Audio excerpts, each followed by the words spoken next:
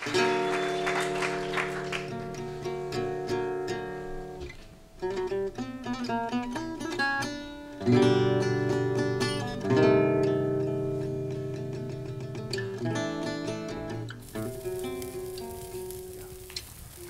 a bloodshot Christmas on Irving Park Road with the skellies out front. It's our humble abode. The winter was nipping at Chicago's nose like a stiff whiskey sipped by the Waco Bros. Bloodshot's devilish elves were working in a fury so that all the holiday gifts could ship in a hurry. Nan was kicking back as Hanukkah had passed, and the holidays were almost over at long last. I, Jon Langford, came to bring cheer to the staff.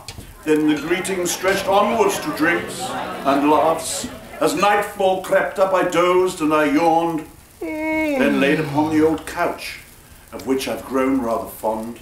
I settled my brain for a long winter's nap. I fell into a slumber, and quite a long one at that, when out on the roof there arose such a clatter. I sprang from the couch to see what was the matter. Way in the alley I flew like a flash, climbed up the gutter and puked a little splash. The yellow light pollution upon the old dirty snow gave the lustre of urine to objects below, when what to my wondering eyes should position but a little bicycle and 8 tiny musicians with a grumpy old driver. Seemed a bit of a snob. I knew in a moment it must be Bloodshot Rob.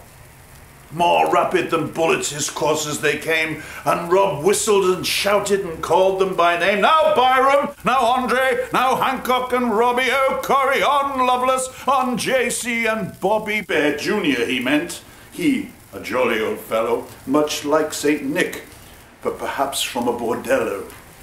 To the top of the gangway or the graffiti wall, now dash away, dash away, dash away all, bellowed Rob. As he pulled in the reins, the musicians winced and wailed in pain, as beer bottles before a bar fight fly when they meet with an obstacle, mount to the skies. So up to the rooftop from the patio they flew, with a bike basket of records, and Bloodshot Rob too.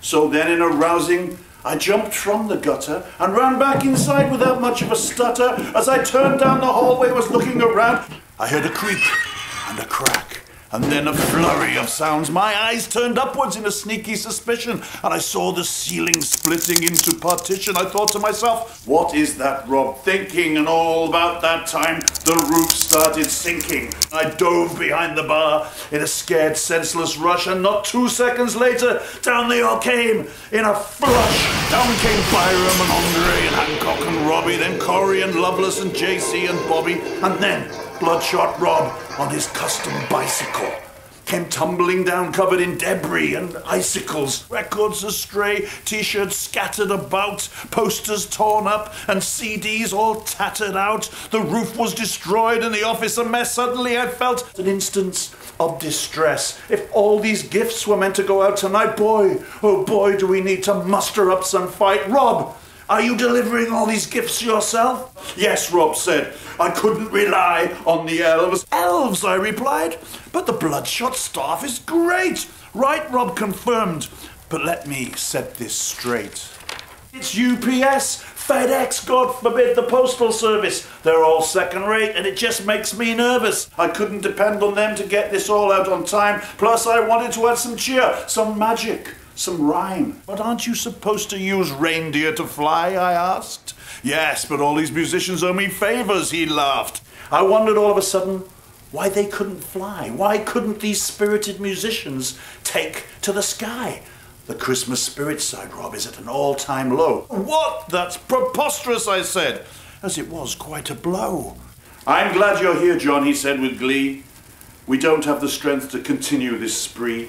I tried to decipher what Bloodshot Rob meant. But with a twinkle in his eyes, he gave me a hint. Langford, with your nose so Welsh, won't you guide my sleigh and help? I was delighted and joyed and filled with glee. But I was nervous too, as now it was all up to me. We picked ourselves up, dusted ourselves off, brushed the soot off our shirts, and exhausted our coughs. Then together we walked out to old Irving Park Road, slipping and sliding as, magically, it had snowed. I put on a harness, Then with some help from my friends, and Rob hollered out our names as a signal to begin. Now Byram, now Andre, now Hancock and Robbie, on Curry, Lovelace, on JC and Bobby and Langford, you too. You're leading this flight. Let's spread bloodshot cheer to the world tonight. How we delivered all these gifts is another night's story. It's quite a tale of adventure and it's best told by Corey. But we made it to every continent across every isthmus. And that, my friends, is how Bloodshot saved Christmas. Now it's hot, man.